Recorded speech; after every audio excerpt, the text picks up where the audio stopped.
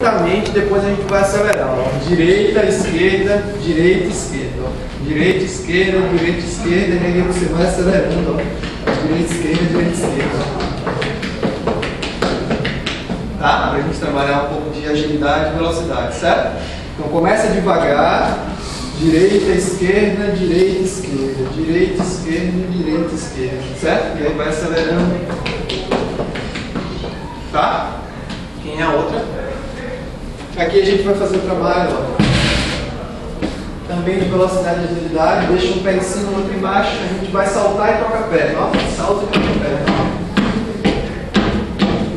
E aí vai aumentando a velocidade o mais rápido possível, certo? Número 2. No número 3, a gente vai fazer o trabalho de velocidade para um lado e para o outro. Simula um movimento de corrida. Aí a gente vai passar, ó, uma perna em cima, outra embaixo, ó. E volta, ó. E aí vai acelerando. Legal. Certo? Os 3 exercícios. Comecem devagar.